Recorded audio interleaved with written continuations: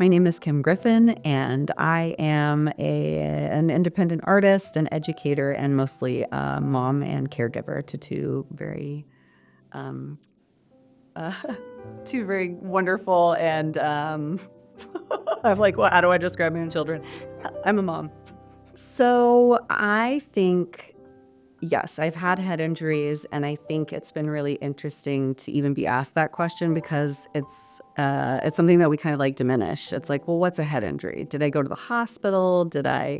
Um, did I lose consciousness? Those kinds of things. And when I was very young, when I was 2, I needed stitches. I was scooting and I went forward and busted my forehead on the driveway. And so I've had that. I had, just a lot of rough play. Like, I think I was brought up in a different time and there were different expectations. It's been really interesting the last couple of years because my son has obviously been developing, and he's been dealing with some mental health challenges, and we've had concerns about everything from birth trauma and concussion for him, and that's just sort of really expanded my awareness of what the brain is capable of, what neuroplasticity is, and I think for me, and talking to a lot of middle-aged people, I think there's this kind of concept of like, there's a you that it just goes away. And there's this kind of grief and sadness about like, oh, I used to be able to read more or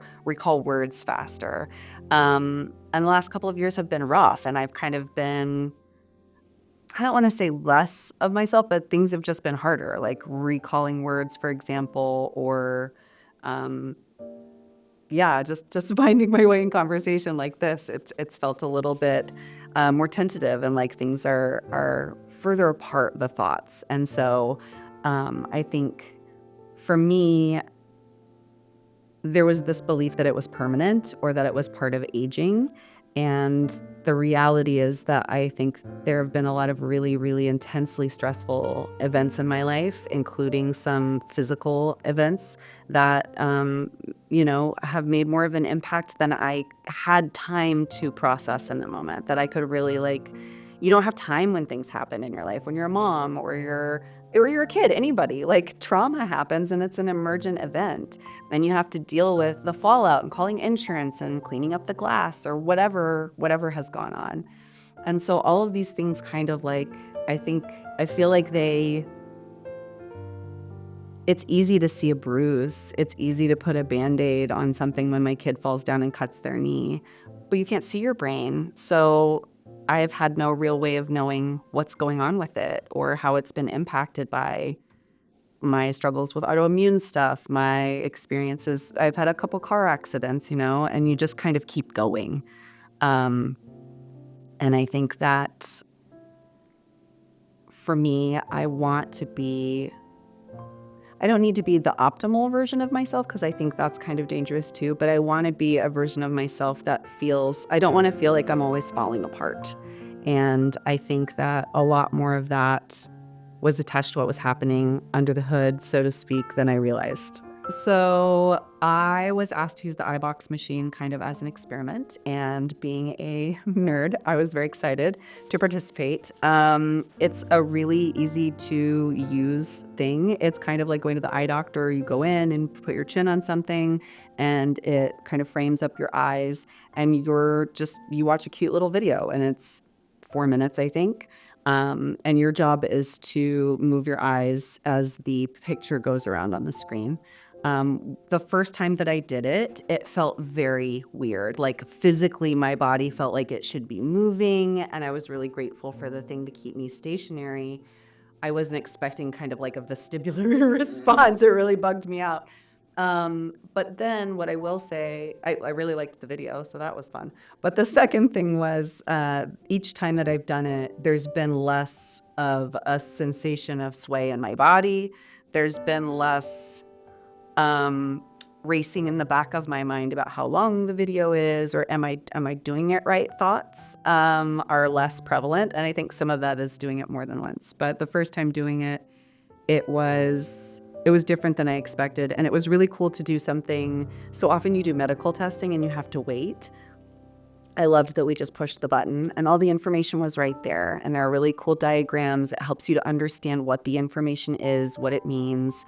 Haley was able to talk me through kind of what my score meant. And my score was a really big surprise. I don't think any of us saw it coming. So my first score out of the 20 was a 13.5. Which is above the 10, which is where concussion lives. So that was not something that I saw coming, and it was both shocking because I didn't know, but it's also like once you're a certain age, you're like, well, things have happened. I don't know. Like, I'm not really sure what exactly it was, and I've gone through and made a list, and there are things that I can point to.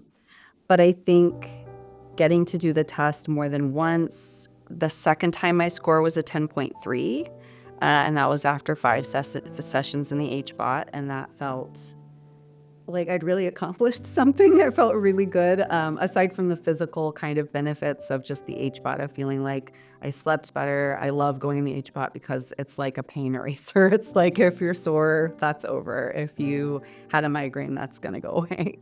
But it also, to see like immediate rapid results has been incredible. And so I've done my third today. So I've gone from a 13.5, last one was 10.3, and then today was 7. So that's roughly 2 working weeks. I have done 9 sessions in the HBOT since my first score. It was supposed to be 10, but being a mom, I got busy. And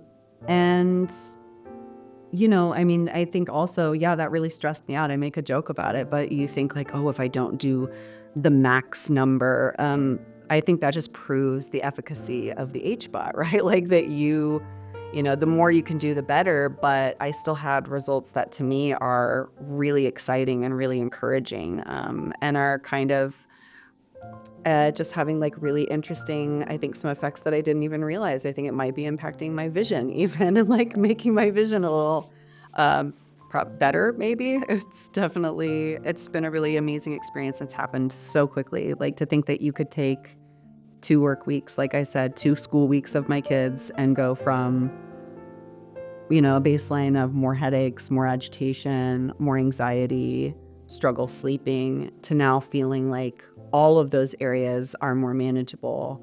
And also in a very like contemporary American way, to have those metrics just like gives you hope. You're like, we're like crushing numbers. So I love that. That's been a really wonderful thing. I think it's the difference between surrender, like surrendering to whatever's going to happen, and kind of grief and loss. And it is grief and loss to think that you're not who you used to be. I don't know that we encourage or promote a lot of like hope and resilience for older people such as myself. So it feels wonderful. It feels like a tremendous gift, and I never saw it coming. And it makes me think about things in a much more positive light that I had really been questioning. Memory retention, education, reading, my ability to like really be present with my kids.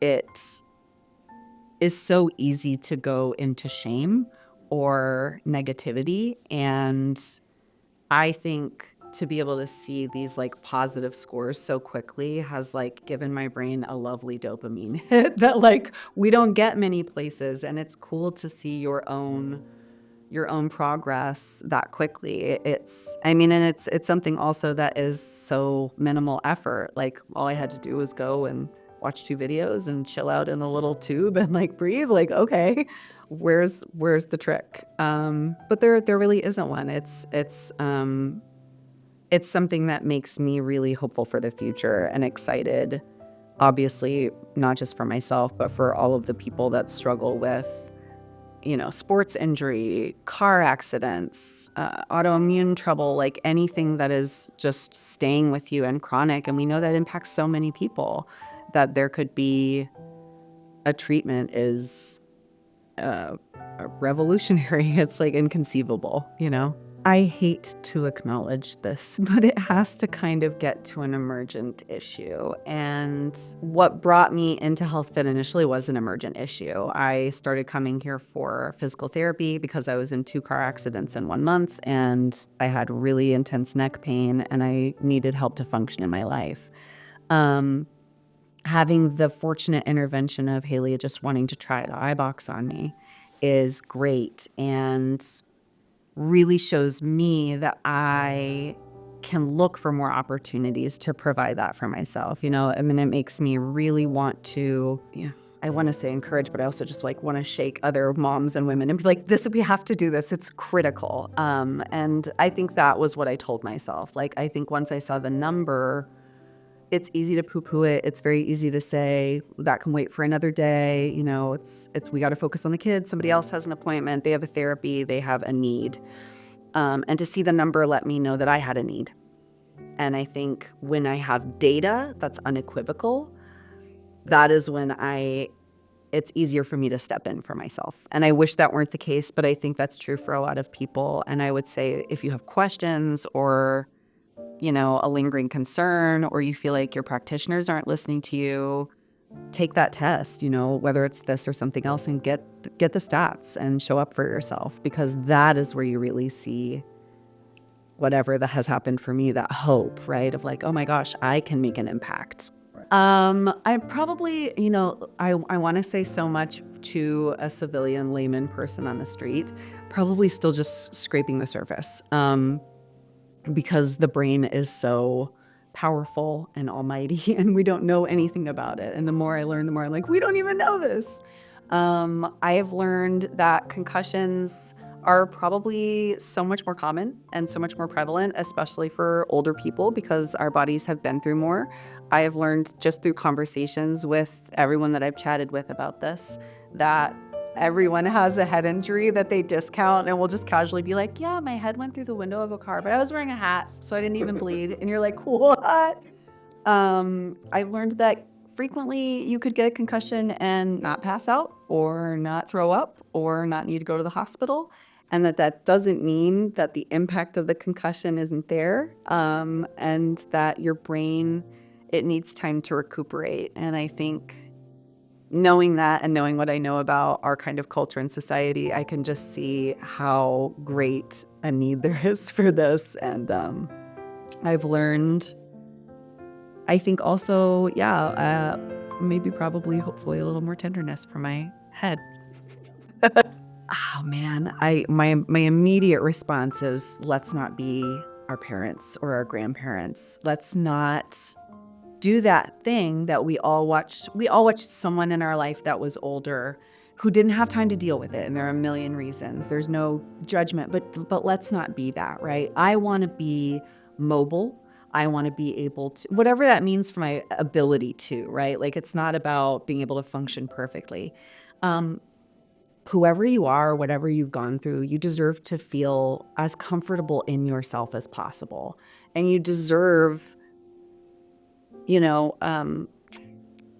peace. You deserve to feel as though you are in, that you have your own version of wellness, that you have your own definition of that for yourself. And I think nobody should have to live with the question of whether or not, I think that we live with a lot of pain that we don't need to live with. I think that I would say to somebody living with questions or a nagging pain or chronic discomfort or agitation or racing thoughts or trouble sleeping or rampant moods that you can't control. Yeah, we live in a really fast-paced society. Yeah, it's stressful. Yeah, that might also be too much. Maybe your body's trying to tell you something. I think my body has been communicating with me in a lot of ways that I didn't hear or know how to notice. And I also would say it's really easy to get caught up in the why, right? Like, I could sit here forever and be like, well, why do I have a concussion? If I don't know why, then I don't deserve to treat it or feel better, or if it hasn't been bothering me in some like really specific way, right? If I didn't lose a job because of it, then it doesn't matter. That's not the reality, right? The reality is, if it's happening and you notice it, then it's real, you know? I think we have a lot of issues with our medical establishment. I've experienced a lot of gaslighting personally. I think that it's easy to discredit what people say, and that if you can start honoring yourself, even if it's to come in and get an assessment and just like, maybe it's not a concussion. Great. Like, that's great information. But making that commitment to yourself, I'm worth knowing what's going on with me. Um, I want that for so many more people. Oh man, HealthFit is very different to me. HealthFit is different from stem to stern. The way that it's run, the people that work here, they speak to one another, they speak to you, and by that I mean have real conversations. They ask about your family, they obviously respect one another and like each other. They're always talking about like having parties, birthdays and pool parties, and taking days to, like really do service. And that feels, in this day and age, really good. It feels good to just be participating with a business where people clearly respect and admire each other. There's always somebody to help you with a problem if you have one, like there's never, I've never encountered a lot of places where you're focusing on fitness can be really alienating. I don't feel comfortable in a lot of gyms or with a lot of physical therapists because I'm not the right kind of athlete. That's like my learning from growing up. I danced, I did all kinds of things, but I feel here when I come to HealthFit like I don't need to be something else. My physical therapist views my body and the way I use it as worthwhile, and she meets me where I am and helps me to accomplish my goals and minimize my pain. I have a completely different relationship to my body and how to take care of it and how to respect myself than I did before I started working with physical therapists here. Being in a relationship with Daphne as my physical therapist helped, because the staff is actually in conversation here, I was able to be referred over to HBOT when I was really struggling. I was struggling to just get out of bed. I was struggling doing topical chemo, which is different, but still can have really crazy impacts. I was feeling like allergic to the sun and struggling with my kids and just like really stressed out. And I think that initially just starting HBOT, once a week for 10 weeks, I think it was, that kind of brought me back down to the earth. I credit it with keeping me from kind of spiraling out when things were really tough with my son and preventing me from getting really, really sick when I was working on a major work project. I kind of like bookended HBOT sessions. And I promote this business everywhere because I believe in the people that run it. I think that is really unique to LA, to Pasadena. And I think that the people that work here really care about not just their patients, not just their clients, like I said, the people. It feels like a real place full of human beings. And it feels good to come in and go out of here, not because you're like crushing metrics at Orange Theory or whatever, but it's like you're just like a real person. And I really value that. I think a lot of people are missing that. Oh, the neck pain. Oh my God, the neck pain. I'd probably still be in a lot of neck pain. I would not understand how to open up my shoulders when I get too tight, how to stop my lower back pain by doing core exercises. I don't know where I'd be in my cancer journey. I have recurrent face cancer, basal cell carcinoma, and it comes back, and the HBOT has been really helpful. Regenerative cell turnover is kind of the best thing that you could hope for, and skin cancer is one of those things that's really disregarded. I think that people have a very flippant attitude toward it. And because I was only 31 when I found my cancer and I diagnosed it myself because I had 3 doctors tell me that it wasn't cancer because they refused to do a biopsy. It's just been really incredible to find ways to treat it and to work with my body and, to work with not only the Eastern but the Western element of things and have all of that be respected is, I think, probably changed my life in ways that I can't quantify, but I don't want to think about what my body would feel like if I'd never called this place because I found it on Yelp. Hey, if you found this video useful, please give it a thumbs up. Don't forget to subscribe and hit the bell notification for our latest tips coming to you every week. Share this video with your family and friends. It might just make their day a little bit better. I'll see you soon.